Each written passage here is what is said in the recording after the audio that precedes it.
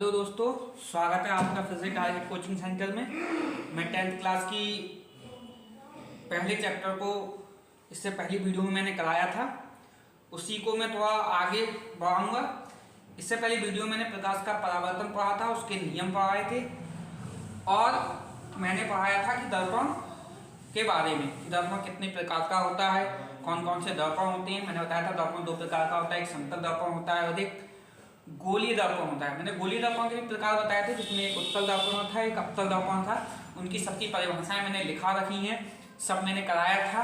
आप पिछली वीडियो में जाके देख सकते हैं और वहां से नोट कर सकते हैं। समतल दर्पण जब मैंने पढ़ाया था तो उसमें एक पॉइंट रह गया था जो बहुत ज्यादा इंपॉर्टेंट था कि समतल दर्पण की जो फोकस दूरी होती है वो अनंत होती है। आप नोट करके उसको कहीं लिख लें, जिससे कि पेपर में एग्जाम में अक्सर ये क्वेश्चन पूछा जाता है कि समतल दर्पण की जो फोकस दूरी होती है वो कितनी होती है। तो आप याद रखेंगे कि समतल दर्पण की फोकस दूरी अनंत होती है। उसी क्रम में हम आज फिर से आगे बढ़ेंगे और आज हम सीखेंगे गोलीय दर्पण से संबंधित परिभाषाएं। परिभाषाएं गोलीय दर्पण से संबंधित बहुत सी हैं, लेकिन हम सिर्फ कुछ परिभाषाओं को देखेंगे जो ज्यादातर बोर्ड एग्जाम में पूछी जाती हैं। जैसे कि पहली आती है आपका दर्पण का ध्रुव है। मैं आपको चार परिभाषाओं के बारे में बताऊंगा कि एक है दर्पण का ध्रुव, नंबर 2 आती है आपकी वक्रता त्रिज्या, वक्रता त्रिज्या। उसके बाद आती है नंबर 3 फोकस दूरी, फोकस दूरी। और एक और आता है, आप क्या पूछ लेता है, वक्रता केंद्र। ये चार परिभाषाएं हैं जो मैं आपको बताऊंगा। परिभाषाएं इसमें काफी होती हैं, लेकिन आपको ये चार याद रखनी है, क्योंकि यही परिभाषाओं से आप रिलेटेड चीजों को पढ़ेंगे। दर्पण का ध्रुव क्या होता है कि आपको मैं बता दूं कि आपने ये देखा होगा, मैंने इससे पहले वीडियो में आपको पढ़ाया था कि जब कोई प्रकाश है, ठीक, और जिस बिंदु पे गिरता है, जिस बिंदु पर गिरता है उसको हम कहते हैं आपतन बिंदु। ये मैं आपको पहली वीडियो में बता चुका था कि जिस बिंदु पर वो प्रकाश गिरता है उसे बोलते हैं आपतन बिंदु। मैंने पिछली वीडियो में चित्र कुछ इस तरीके से बनवाया था और मैंने कहा था यह है आपतन बिंदु। उसी से रिलेटेड समथिंग परिभाषा है दर्पण के ध्रुव की। दर्पण का ध्रुव क्या कहता है कि परावर्तक, अब ये जिस मैंने आपको बताया था कि जिस तल पर जो प्रकाश गिरता है, यानी कि ये प्रकाश ऊपर से आ रहा है, इस तल पर टकराया, तल के टकराने के बाद क्या जाता है, वापस जाता है, इसको क्या बोलते हैं, परावर्तन बोलते हैं। ये मैं पहली वीडियो में बता चुका हूं। तो और नीचे वाला ये तल है जिससे प्रकाश टकरा रहा है, इसको क्या बोलते हैं, परावर्तक तल। मैंने पहली वीडियो में आपको ये बताया है और लिखाया भी है, चित्र भी बनाया कि इसे बोलते हैं परावर्तक तल। तो दर्पण के ध्रुव की जो परिभाषा बनती है इसी से बनती है कि परावर्तक तल का जो मध्य बिंदु होता है, परावर्तक तल का जो मध्य बिंदु होता है उसी को बोलते हैं दर्पण का ध्रुव। मैं इसकी परिभाषा लिख देता हूं, परावर्तक तल के मध्य बिंदु को, परावर्तक तल के मध्य बिंदु को दर्पण का ध्रुव कहते हैं। इसे P से प्रदर्शित करते हैं। तो आप चाहें तो नोट कर सकते हैं, दर्पण के ध्रुव की परिभाषा होती है कि परावर्तक तल के मध्य बिंदु को दर्पण का ध्रुव कहते हैं और इसे P से प्रदर्शित करते हैं। तो ध्रुव को इंग्लिश में बोला जाता है पोल, इसीलिए पोल का पहला जो अक्षर होता है वो P होता है, इसीलिए इसे P से प्रदर्शित किया जाता है। त्रिज्या, अब हम वक्रता त्रिज्या के बारे में जाएंगे कि वक्रता त्रिज्या क्या होती है। मैं आपको परिभाषा भी बता दूंगा। इसकी परिभाषा दो तरीके से लिखी जाती है, वक्रता त्रिज्या, वक्रता त्रिज्या। वक्रता त्रिज्या क्या होती है बेटा, वो फोकस दूरी की दोगुनी होती है। एक तो परिभाषा ये हो गई, जैसे कैसे कल मैंने आपको दर्पण से रिलेटेड परिभाषाएं पढ़ाई थी। गोलीय दर्पण, आप किसी भी गोले का एक केंद्र होता है, ये आप जानते हैं कि हम कोई भी गोला होगा तो उसका कहीं ना कहीं केंद्र होगा। वक्रता केंद्र और ध्रुव के बीच की जो दूरी होती है वो वक्रता त्रिज्या कहलाती है। आप ऐसे भी बोल सकते हो कि कोई गोला है, उसका एक केंद्र होगा और अभी अभी मैं बताया परावर्तक तल का जो मध्य बिंदु होता है उसे ध्रुव कहते हैं, यानी कि पी, यानी कि केंद्र से और पी के जो बीच की दूरी है वो वक्रता त्रिज्या कहलाती है। तो दो परिभाषाएं बन गई। एक तो हम कह सकते हैं, आप दोनों परिभाषाएं मैं लिखा देता हूं, आप पेपर में कोई सी भी एक लिख के आ सकती हैं अगर पेपर में पूछी जाती है। एक होती है कि ध्रुव से वक्रता केंद्र के बीच की दूरी वक्रता त्रिज्या कहलाती है। वक्रता त्रिज्या कहलाती है कि ध्रुव से वक्रता केंद्र के बीच की जो दूरी है वक्रता त्रिज्या कहलाती है। इसे R से प्रदर्शित करते हैं। इसे R से प्रदर्शित करते हैं कि ध्रुव से वक्रता केंद्र के बीच की दूरी वक्रता त्रिज्या कहलाती है। इसे R से प्रदर्शित करते हैं।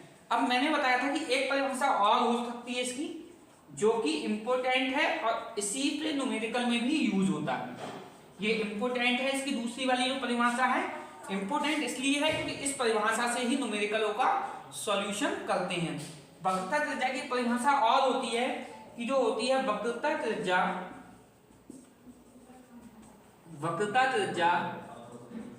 फोकस दूरी की वक्रता त्रिज्या फोकस दूरी की दो गुनी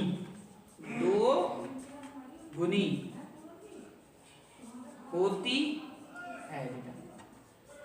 फार्मूला होता है R बराबर 2F, ठीक, R बराबर 2F। तो वक्रता त्रिज्या की मैंने दो परिभाषाएं बताई। या तो आप अगर वक्रता त्रिज्या की आपसे परिभाषा पूछी जाती है तो आप कहेंगे कि ध्रुव से वक्रता केंद्र के बीच की दूरी वक्रता त्रिज्या कहलाती है। इसे R से प्रदर्शित करते हैं। या ये वाली ना लिखो तो आप नीचे वाली परिभाषा लिख के आ सकते हैं, कोई सी एक लिखेंगे।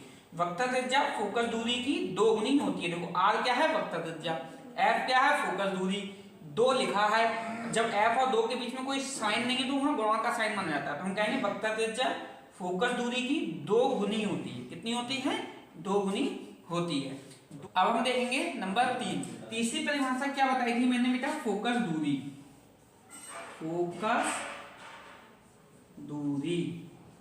तो अब हम फोकस दूरी बनाएंगे।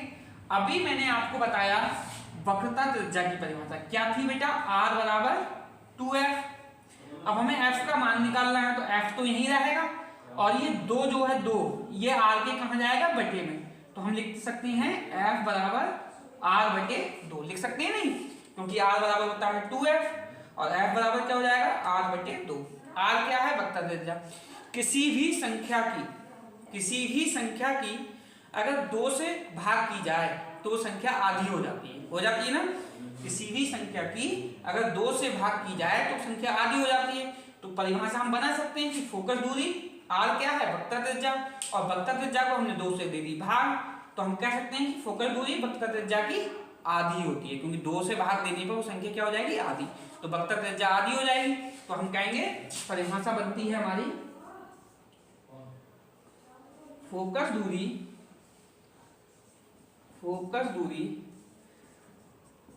वक्रता त्रिज्या की क्या होती है बेटा? आधी होती है। फोकस दूरी वक्रता त्रिज्या की आधी होती है। तो फार्मूला क्या हो गया? F बराबर R बटे 2। ये इंपोर्टेंट है, आपको ये फार्मूला याद रखना है कि फोकस दूरी वक्रता त्रिज्या की आधी होती है। उसके बाद एक परिभाषा मैंने बेटा और बताई आपको, किसकी बतानी थी मुझे? वक्रता केंद्र की। वक्रता केंद्र। तो हम वक्रता केंद्र की परिभाषा देखेंगे। तो वक्रता केंद्र की परिभाषा क्या कहती है कि गोलीय दर्पण, परिभाषा लिख देता हूं बेटा, गोलीय दर्पण जिस खोखले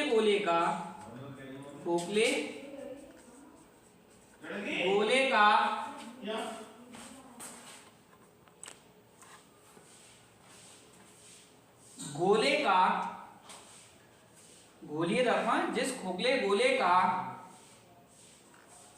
भाग होता है, गोलीय दर्पण जिस खोखले गोले का भाग होता है, उसके केंद्र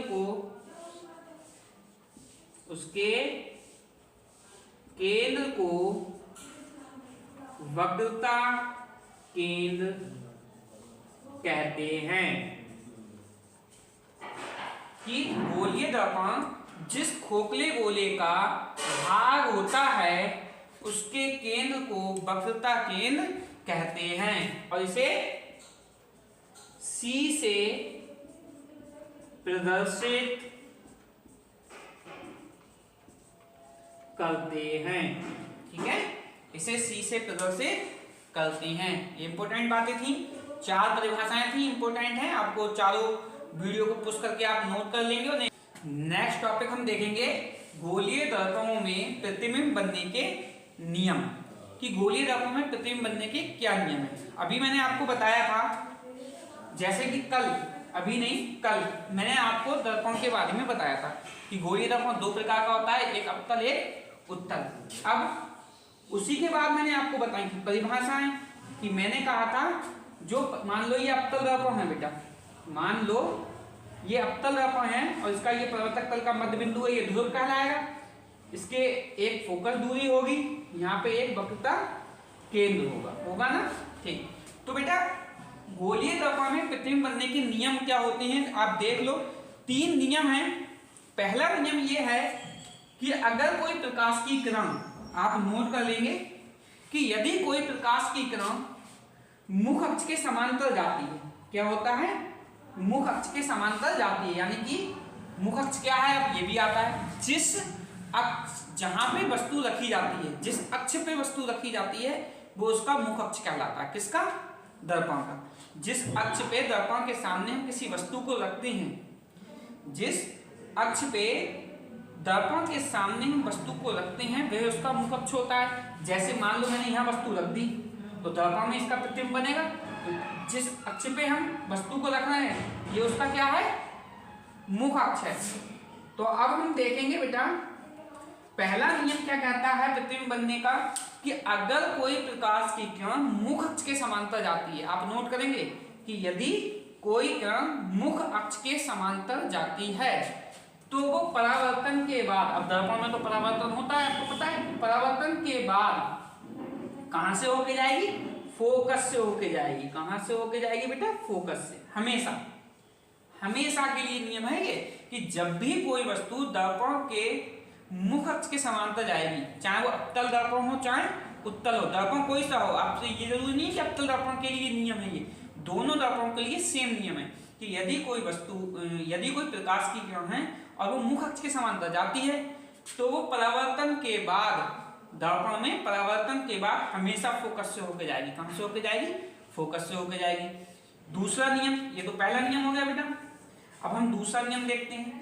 यदि कोई वस्तु है और वो वक्रता केंद्र से होकर जाती है, कहां से होकर जाती है, वक्रता केंद्र से। चलो मैं दूसरा भी नियम बता देता हूं। ये आपका दर्पण है, आप नोट करते रहेंगे नियमों को, मैं बोल रहा हूं, आप परिभाषा लिख लेंगे मेरे शब्दों के द्वारा।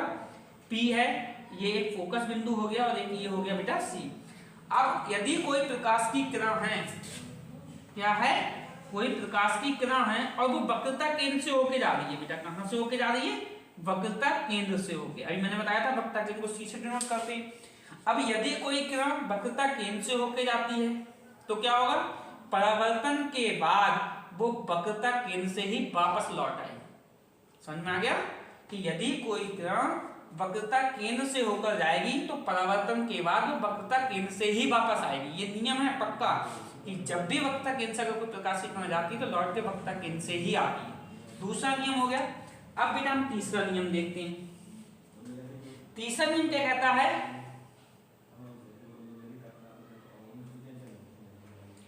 तीसरा नियम ये कहता है कि मान लो मेरे पास कोई दर्पण है, ठीक, इसका ये है, ये F है और ये क्या है बेटा, C है।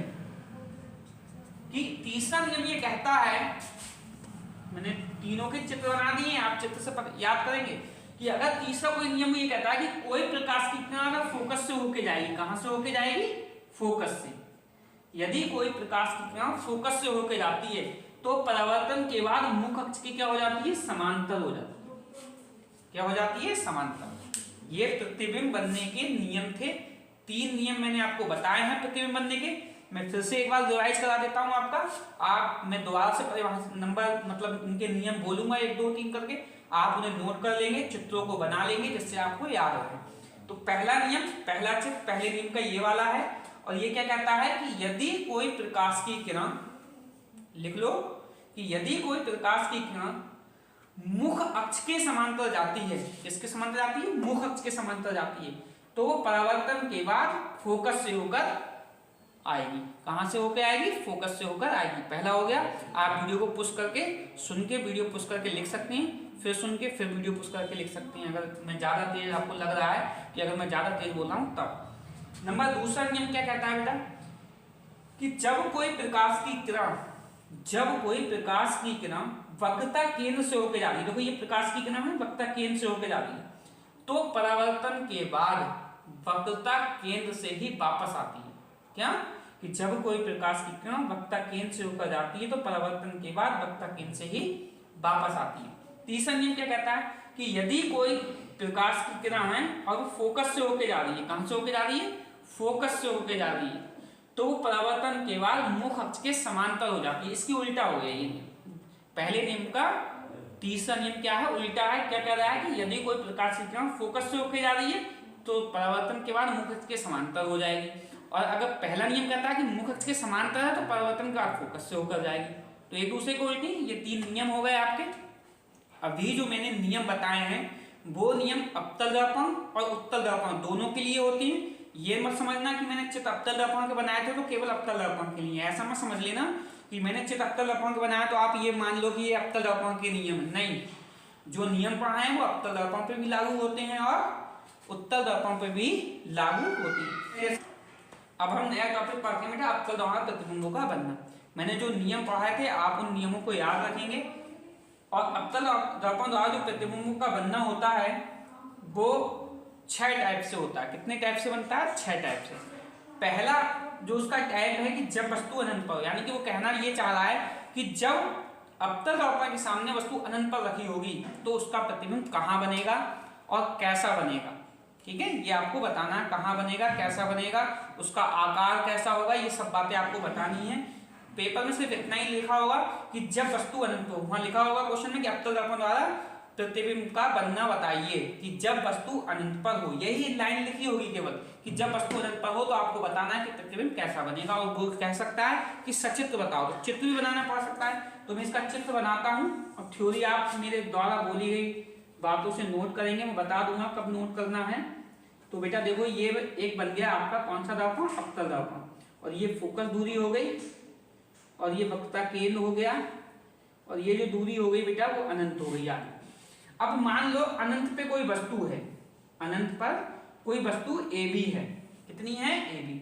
तो मैंने अभी थोड़ी देर पहले तीसरा नियम बताया था कि अगर कोई प्रकाश की किरण फोकस से होके जाती है, नंबर 3 नियम मैंने आपको लिखाया था, अगर आपने लिखा होगा तो मैंने बताया था कि कोई वस्तु अगर फोकस से होके जाती है बेटा, कहां से? फोकस से होके जाती है, तो परावर्तन के बाद क्या होता है? मुख अक्ष के समांतर हो जाती है। क्या हो जाती है? मुख अक्ष के समांतर।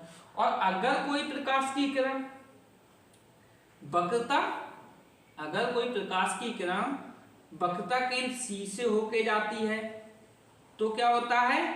वो सी पर ही वापस लौट आती है। ठीक, अब आप ये देखेंगे कि अनंत पे कोई वस्तु ए और बी रखी थी, फोकस से कोई प्रकाश की किरण गई तो परावर्तन के बाद समांतर हो गई अक्ष के, और जब वो सी से होकर गई तो वो सी पर ही वापस लौट आई। मैंने चिन्हों को दिखाया है।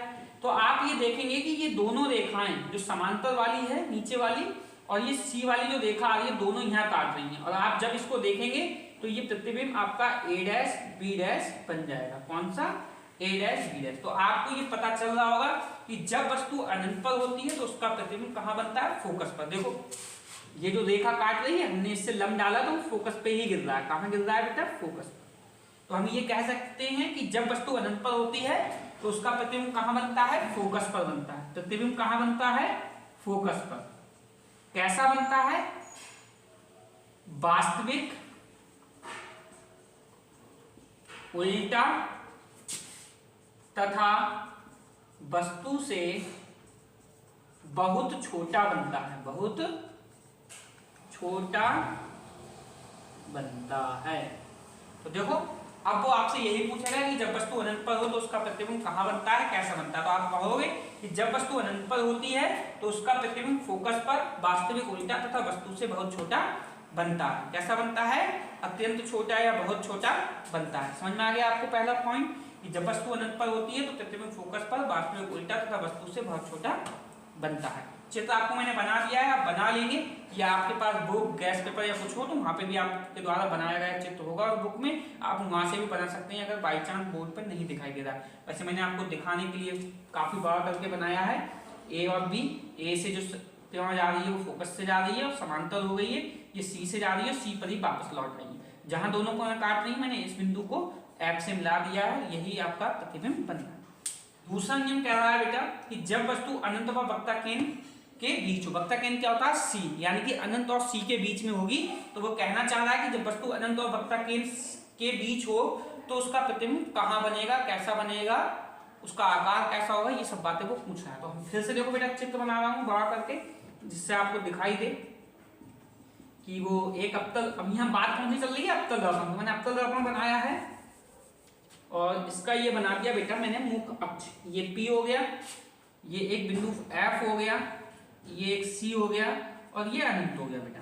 तो वो कह रहा है वस्तु जब अनंत पर हो तो बेटा मैंने एक वस्तु रख दी A और B। मैंने बताया कि जब भी कोई किरण प्रकाश की मुख्य अक्ष के समांतर जाती है, नियम याद रखना है। तो बेटा देखो ये A भी वस्तु थी और B से कोई प्रकाश की किरण मुख्य अक्ष के समांतर गई है तो परावर्तन के बाद कहाँ से होकर जाएगी बेटा? फोकस से होकर जाएगी। फोकस से होकर जा रही है। और जब कोई प्रकाश की किरण वक्ता केंद्र C से होकर जाती है, कहां से होकर जाती है? वक्ता केंद्र C से होकर जाती है। तो देख लो आप, तो आप जानते हैं कि जब कोई प्रकाश की किरण वक्ता केंद्र C से होकर जाती है तो वापस भी कहां से जाएगी बेटा? वक्ता केंद्र C पर ही जाएगी। तो देखो ये वक्ता केंद्र C से जा रही थी तो C पर ही वापस लौट गई। दोनों किरणें कहाँ काट रही है? यहाँ। तो हमने इस कटान बिंदु को एक लंब डाल दिया। लंब का मतलब 90 अंश की सीधी रेखा खींच दी। तो ये आ गया आपका A डैश B डैश बेटा। तो ये आपका प्रतिबिंब हो गया। तो आपको चित्र में दिखाई दे रहा होगा कि जब वस्तु अनंत और C के बीच में रखी गई है, कहाँ? अनंत, इधर की दूरी कितनी होगी? अनंत होगी। तो अनंत और C के बीच में जब वस्तु रखी जाती है तो उसका प्रतिबिंब कहाँ बनता है? F और C के बीच में। देखो ये C है, ये F है और F बिंदु और C बिंदु, F बिंदु और C बिंदु के बीच में बनना है। तो जब भी वस्तु अनंत और वक्ता केंद्र C के बीच में होगी तो उसका प्रतिबिंब F और C यानी वक्ता केंद्र और फोकस दूरी के बीच में बनेगा। मैं लिख देता हूं प्रतिबिंब कहां बनेगा बेटा? वक्रता केंद्र C तथा फोकस दूरी F के बीच में कैसा बनेगा? वास्तविक उल्टा तो सभी में बनेगा।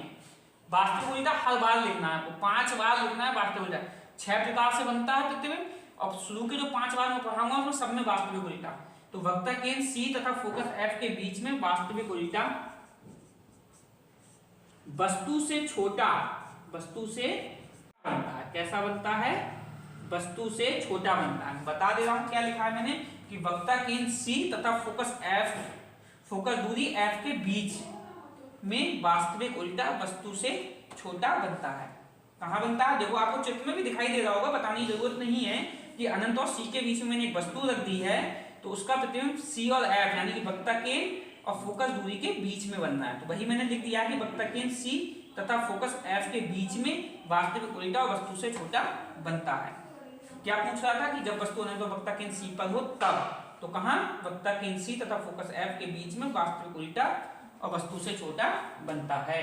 नंबर 3 क्या कहता है कि जब वस्तु वक्ता केंद्र C पर हो, यानी कि अवतल दर्पण के सामने कोई वस्तु वक्ता केंद्र C पर रखी है तो आपको वही बात बतानी है कि प्रतिबिंब कहाँ बनेगा, कैसा बनेगा, उसका आकार कैसा होगा। देख लेते हैं चित्र के माध्यम से कि बेटा मैंने एक अवतल दर्पण बना लिया। आप चित्र बनाते रहें बेटा, क्योंकि सचित्र पूछता है, जब भी पूछता है आपने, अगर आपके पास अनसोल्ड पेपर होगा और आपने पिछली साल के पेपर देखे होंगे तो कई यूपी बोर्ड में 7 पेपर बनते हैं, उन 7 पेपर अनसोल्ड में दिए हैं। आप अनसोल्ड पेपर खरीद लिए, 30 रुपए का आता है, 30-35 रुपए का। आप उसमें देखेंगे कि 7 सेट में कम से कम 3 सेटों में ये सचित्र आया है और 4 नंबर में पूछा गया है क्वेश्चन। ये जो आज मैं करा रहा हूं ये बहुत इंपॉर्टेंट है, मोस्ट इंपॉर्टेंट,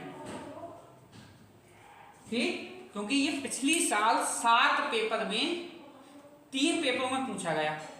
7 सेट बनते हैं यूपी में, जिसमें से 3 सेटों में ये क्वेश्चन पूछे गए हैं और सचित्र पूछे हैं। उसने ये पूछा है कि चित्र बनाओ, वो कहता है कि वस्तु वक्ता के सी पर हो तो उसका प्रतिबिंब कहां बनेगा, सचित्र बताओ, तो आपको चित्र बनाना पड़ेगा। तो इसलिए चित्र बनाते रहें, वीडियो को पुश कर लें और उसके द्वारा चित्र बनाते रहें। आप हाथ के हाथ चित्र बनाएंगे तो आपको याद करने में भी आसानी रहेगी, इसलिए चित्र जरूर बनाएं। F और C। अब वो क्या कह रहा है बेटा, वो कह रहा है वस्तु वक्ता केंद्र सी पर हो, तो कोई बात नहीं है। देखो बेटा वक्ता केंद्र सी ये है F, ये मैं इस वक्ता केंद्र सी पर एक वस्तु रख देता हूं, A और B, ये वक्ता केंद्र सी है, इस पे एक वस्तु रख दी बेटा मैंने A और B, ठीक। इस पॉइंट का नाम है वक्ता सी पॉइंट, केंद्र है ये। A और B मैंने वस्तु रख दी। और आप ये बात जानते हैं कि जब मुख अक्ष की कोई रेखा जाती है समांतर तो कहां से होके जाती है बेटा, वो फोकस से होके जाती है, ठीक। और आप एक बात और भी जानते हैं कि जब कोई वस्तु फोकस से होके जाती है तो वो मुख अक्ष की क्या हो जाती है बेटा, समांतर हो जाती है। हो गई समांतर।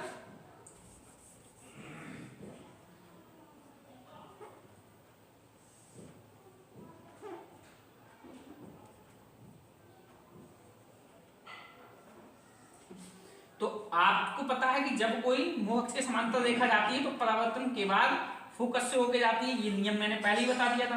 दूसरा नियम बताया था कि तीसरा नियम था कि यदि कोई प्रकाश की किरण फोकस से होके जाएगी तो वो परावर्तन के बाद मुख अक्ष के समांतर हो जाएगी। कैसी हो जाएगी, समांतर हो जाएगी।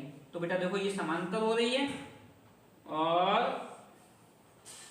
आप जब पटरी का यूज करेंगे तो बिल्कुल सीधी रेखाएं बनेंगी, कोई डाउट नहीं है इसमें, ठीक है।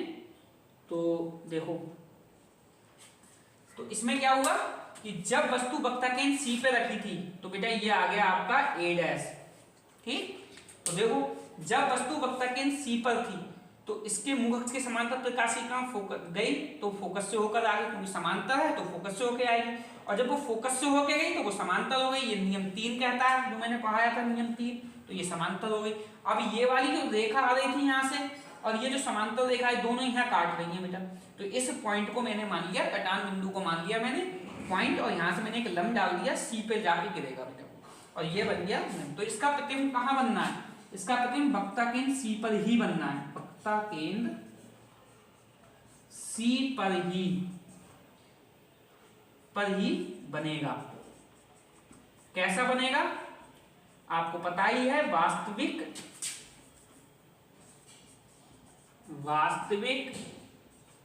उल्टा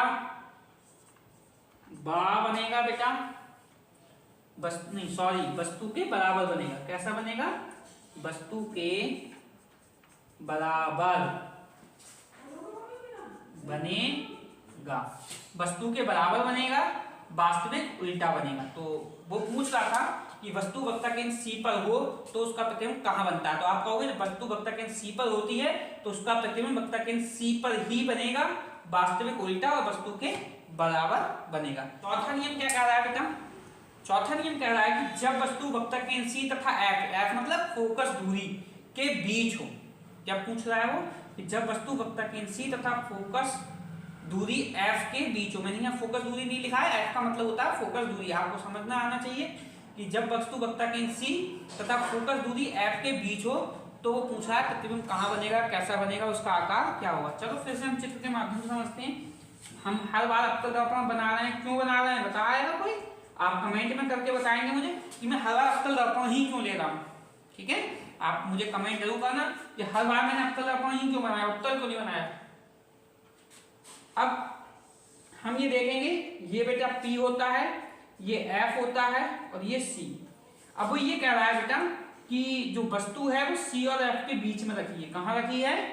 सी और एफ के बीच में रखी है। तो वो पूछा है बताओ कि प्रतिबिंब कहाँ बनेगा बेटा।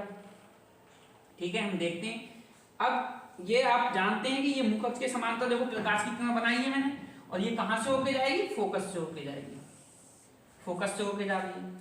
और आप एक बात और भी जानते हैं बेटा कि जब कोई प्रकाश की किरण फोकस से होके जाती है, कहाँ से होके जाती है? फोकस से हो जाती है, मुख अक्ष क्या हो जाती है? समांतर हो जाती है, समांतर हो गई। अब आप जानते हैं ये अनंत है, ये आपको कटान बिंदु मिल गया, तो ये बन गया आपका बेटा प्रतिबिंब। ये था आपका ए बी, तो ये हो गया आपका ए डैश बी डैश। तो आप इस चित्र में देखें बेटा, मैंने क्या पूछ रहा था? जब वस्तु वक्र केंद्र सी तथा फोकस दूरी एफ के बीच हो, तो मैंने कुछ नहीं किया, आपको पता ही था चित्र में सी और एफ के बीच में एक वस्तु रख दी, ए और बी, सी और एफ के बीच में एक वस्तु ए बी रख दी। जब मुख अक्ष के समांतर कोई रेखा जाती है तो नियम कहता है पहला कि जब भी कोई मुख अक्ष के समांतर रेखा जाएगी तो फोकस एफ से होकर जाएगी। तो ये चली गई, ये रेखा देखो लंबी करके इधर को आ गई ये रेखा इधर को। ठीक, दूसरी रेखा एफ से होकर जा रही है, प्रकाश की किरण, रेखा नहीं है ये, प्रकाश की किरण है। जब भी कोई प्रकाश की किरण एफ से होकर जाएगी तो समांतर हो जाती है, किसके? मुख अक्ष के समांतर हो जाती है। ये रेखा जा रही थी आपकी, और देखो ये मुख अक्ष के समांतर हो गई। ये दोनों रेखाएं यहाँ काट रही हैं, यहाँ से मैंने जब इस पे लंब डाला, 90 डिग्री का लंब डाला, तो वो कहाँ जाके मिला? सी और अनंत के बीच में। तो देखो ये हो गया प्रतिबिंब, ए डैश बी डैश क्या है? प्रतिबिंब। और ये कहाँ बनना है? सी और अनंत के बीच में। तो हम कहेंगे, वो पूछा है जब वस्तु वक्रता केंद्र सी तथा एफ के बीच हो तो प्रतिबिंब कहाँ बनेगा? तो हम कहेंगे बेटा वक्रता केंद्र सी तथा अनंत के बीच में वस्तु से बा बनेगा वास्तविक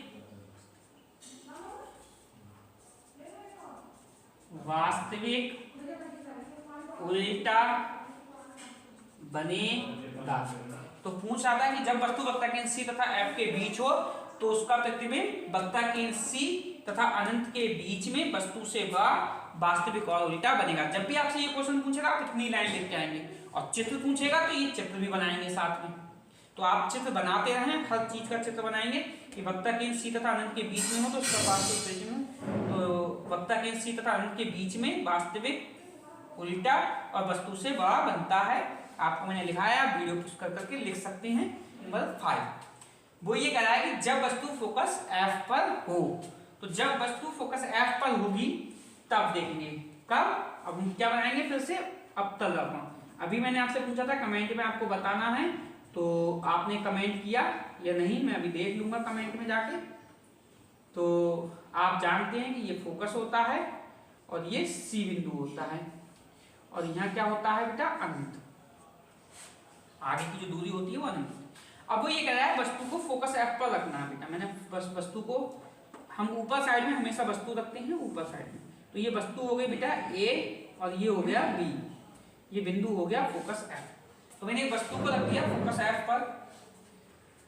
और आप जानते हैं कि जब भी कोई रेखा मुख अक्ष के समांतर जाती है, आप ये बात जानते हैं, जब भी कोई रेखा मुख अक्ष के समांतर जाती है तो कहां से होकर जाती है बेटा? फोकस एफ से होकर जाती है।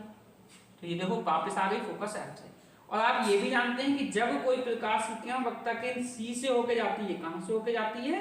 वक्रता केंद्र सी से, तो वो परावर्तन के बाद कहां से लौटेगी? वक्रता केंद्र सी पे जा रही है तो बेटा सी से ही क्या होगी? वापस आ जाएगी। तो देखो बेटा ये जो प्रकाश की किरण है ये दोनों यहाँ आ रही है, और यहाँ हमारा एक प्रतिबिंब बनता है ए डैश बी डैश। ठीक है, तो इसका प्रतिबिंब कहाँ बनना है? अनंत पर बनना है। तो हम कह देंगे कि देखो अब ये प्रतिबिंब अनंत से बाहर बनना है, तो हम ये कह सकते हैं कि प्रतिबिंब कहाँ बनना है? अनंत पे। तो पूछा है कि जब वस्तु फोकस एफ पर हो तो उसका प्रतिबिंब कहाँ बनेगा? तो हम कहेंगे जब वस्तु फोकस एफ पर हो तो उसका प्रतिबिंब अनंत पर बनता है। कहाँ बनता है? हम कहेंगे बेटा अनंत पर, अनंत पर बनेगा। कहाँ बनेगा? अनंत पर। कैसा बनेगा? वास्तविक उल्टा तथा बहुत बड़ा बनेगा। कैसा बनेगा? बहुत बड़ा बनेगा। तो वो पूछ रहा है कि जब वस्तु फोकस F पर हो तो प्रतिबिंब कहाँ बनेगा, तो हम कहेंगे जब वस्तु फोकस F पर हो तो प्रतिबिंब अनंत पर बनेगा, वास्तविक उल्टा तथा वस्तु से बहुत बड़ा बनेगा। कैसा बनेगा? अत्यंत बड़ा बनेगा या बहुत बड़ा बनेगा। ये आपके 5 नियम हो गए। नंबर 6 आखिरी नियम है, और ये नियम उस नियम से थोड़ा सा हटके है, इसका चित्र भी डिफरेंट बनेगा। तो हम देखेंगे अवतल दर्पण के बारे में। हम देख रहे थे कि ये है बेटा फोकस F, ये है वक्रता केंद्र C, और ये हो गया ध्रुव, और ये आपका क्या है? अवतल दर्पण। मैंने आपसे पूछा था कमेंट में कि हम अवतल दर्पण क्यों बना रहे हैं, तो उसकी वजह ये है क्योंकि हम प्रतिबिंब किसके द्वारा देख रहे हैं बेटा? अवतल दर्पण के द्वारा। हर बार मैंने अवतल दर्पण क्यों बनाया? क्योंकि हमें प्रतिबिंब अवतल दर्पण द्वारा ही देखनी है, ना कि अवतल दर्पण के द्वारा। तो अब छठा पॉइंट है आपका कि जब वस्तु फोकस F तथा ध्रुव P के बीच हो, ये छठा वाला पॉइंट इंपोर्टेंट है, आप याद रखना। ये कई बार पेपर में पूछा जा चुका है। वो कह रहा है जब वस्तु फोकस F तथा ध्रुव P के बीच हो, ये हेडिंग है आपकी, ये पेपर में लिखी हुई मिलेगी कि जब वस्तु फोकस F तथा ध्रुव P के बीच हो। तो हमें कुछ नहीं करना है, दर्पण का चित्र यही होता है। ये अवतल दर्पण है, ये P इसका ध्रुव है, ये फोकस है, ये वक्रता केंद्र है। कहाँ हमें वस्तु को कहाँ रखना है बेटा? फोकस F तथा ध्रुव P के बीच में। तो हमने देखो एक वस्तु रख दी फोकस F और ध्रुव के बीच में। ये वस्तु क्या हो गई? A और B। ये इसका अक्ष है, ये P बिंदु था यहाँ पे फोकस। अब वस्तु को मैंने रख दिया बेटा, तो अब हम ये देखेंगे, आप एक बात जानते हैं कि जब कोई प्रकाश की किरण कहां से जाती है? वक्रता केंद्र C से, तो वो C से ही वापस लौट आती है। तो C पे गई थी, C से ही लौट आई। और दूसरी बात आप ये जानते हैं कि जब भी कोई प्रकाश की किरण मुख अक्ष के समांतर होती है तो परावर्तन के बाद कहां से जाती है बेटा? फोकस से होके जाती है। हम इन दोनों किरणों co dot dot dot dot dot dot करके आगे बढ़ाएंगे, तो आप ये देखते हैं ये दोनों किरणें बेटा आपकी यहाँ मिलती हैं। कहाँ मिलती हैं? यहाँ। तो इस मिली हुई बिंदु से आप यहाँ लाइन खींचेंगे, ये हो जाएगा A' B'। तो अब हमने क्या किया, ये P बिंदु हो गया। मैंने चित्र बनाया, वो कह रहा था जब वस्तु फोकस F और ध्रुव P के बीच हो, तो मैंने वस्तु को फोकस F और ध्रुव P के बीच में रख दिया है। तो एक मुख अक्ष के समांतर किरण थी जो फोकस F से होकर आ गई, एक C से होकर जा रही थी जो वापस C से आ गई। हमने डॉट डॉट करके जब दोनों रेखाओं को आगे बढ़ाया तो दोनों रेखाएं B' बिंदु पे काटती हैं, और B' बिंदु से मुख अक्ष पर लंब डाला, जो वस्तु AB का क्या है? प्रतिबिंब A' B' है। तो पूछ रहा है कि जब वस्तु फोकस F तथा ध्रुव P के बीच हो तो उसका प्रतिबिंब कहाँ बनेगा? तो हम बताते हैं कि जब वस्तु फोकस F तथा ध्रुव P के बीच हो तब उसका प्रतिबिंब दर्पण के दूसरी ओर, कहां? दर्पण के दूसरी ओर तथा वह बनेगा आभासी सीधा बनेगा। ठीक है। अब तक मैंने 5 कंडीशन आपको पढ़ाई, और मैंने बताया कि पांचों कंडीशन, इससे पहले जो 5 कंडीशन है उसमें सब में वास्तविक उल्टा बताया था। सिर्फ एक कंडीशन छठी वाली ये है कि जब वस्तु फोकस तथा ध्रुव P के बीच हो। तो 6 कंडीशन है कि जब वस्तु फोकस F तथा ध्रुव P के बीच हो तभी प्रतिबिंब हमेशा कैसा बनता है? आभासी और सीधा बनता है। अब याद रखना कि कभी भी वस्तु फोकस और ध्रुव P के बीच में रखी जाएगी। कहां रखी जाएगी? फोकस F और ध्रुव P के बीच में, तो उसका प्रतिबिंब सदैव कैसा बनेगा? आभासी बनेगा, सीधा बनेगा और वस्तु से बड़ा बनेगा। क्लियर? कि दर्पण के दूसरी ओर भी बनेगा। अब देखो जितने भी प्रतिबिंब हमने 5 वाली जो 5 कंडीशन पढ़ी, जितने भी प्रतिबिंब थे वो सब उल्टे बन रहे थे। सब ऐसे, सब P से इस साइड में बन रहे थे, नीचे की ओर बन रहे थे, यानी कि उल्टे बन रहे थे और वास्तविक बन रहे थे, और दर्पण से सब इधर बन रहे थे। सिर्फ एक ही कंडीशन है छठी वाली की, जब वस्तु फोकस F तथा ध्रुव P के बीच में होगा तभी प्रतिबिंब दर्पण के दूसरी ओर बनता है। देखो वस्तु इधर रखी है, प्रतिबिंब दर्पण के दूसरी ओर बनता है, वस्तु से बड़ा बनता है और आभासी और सीधा बनता है। आप ये सब वीडियो को पुश करके नोट कर लेंगे। मैंने आपको 6 नियम पढ़ा दिए, और उन 6 नियमों को मैं याद करने के लिए एक शॉर्ट ट्रिक बनाई है। मैं आपको समझाऊंगा कि उन्हें कैसे याद किया जाए, कि वस्तु अगर फोकस पे है तो उसका प्रतिबिंब कहाँ बनता है, अगर अनंत पे है तो कहाँ बनता है, वक्ता केंद्र सी पर है तब कहाँ बनता है, वस्तु का आकार क्या होता है, वस्तु की प्रकृति कैसी होती है, उल्टी है या सीधा बनता है, ये सब चीज़ों को मैं एक शॉर्ट ट्रिक के माध्यम से याद कराऊंगा। आप उसको शॉर्ट ट्रिक के माध्यम से याद करेंगे, लेकिन चित्र उसके वैसे ही बनेंगे जैसे मैंने बताया है पीछे वीडियो में, इसी वीडियो में पीछे मैंने बताया है। मान लो मेरे पास ये एक अवतल दर्पण है और मैंने इसका एक मुख खींच लिया, तो आप ध्यान रखेंगे मैंने कितनी कंडीशन बताई है। वास्तविक और उल्टा प्रतिबिंब बनने के लिए 5 कंडीशन होती हैं, उन 5 कंडीशनों को हम सीखेंगे। ये मान लिया बेटा मैंने फोकस है F, और ये माना मैंने वक्ता केंद्र C, और ये हो गया आपका अनंत, ठीक है, अनंत। अब देखो वस्तु का आकार मैं सेम रखूंगा, आपको सब सेम वस्तु रखनी है, आपको इस मतलब नहीं है वस्तु छोटी है। मान लो ये एक वस्तु है अनंत पे है, ठीक, एक वस्तु हो गई अनंत और C के बीच में, एक वस्तु हो गई वक्ता केंद्र C पर, एक वस्तु हो गई C और F के बीच में, और एक वस्तु हो गई F पर। क्लियर? अब इसको हम नंबर 1 डाल देते हैं, नंबर 1 2 3 4 और 5, ध्यान है ना आपको। तो सबसे पहला जो नंबर मैंने लिखवाया था, आपने देखा होगा या आपने नोट किया होगा, तो मैंने बताया था जब वस्तु अनंत पर हो, तो देखो मैंने पहला नंबर पर लिख दिया जब वस्तु अनंत पर हो। दूसरा नंबर मैंने लिखवाया था जब वस्तु अनंत और वक्ता केंद्र C के बीच में हो, तो बेटा मैंने वस्तु को अनंत और वक्ता केंद्र C के बीच में रख दिया। तीसरा पॉइंट था जब वस्तु वक्ता केंद्र C पर हो, तो तीसरी वस्तु मैंने वक्ता केंद्र C पर रख दी। चौथा पॉइंट था जब वस्तु वक्ता केंद्र C और F के बीच में हो, यानी कि फोकस के बीच में हो, तो मैंने चौथी वस्तु वहां रख दी।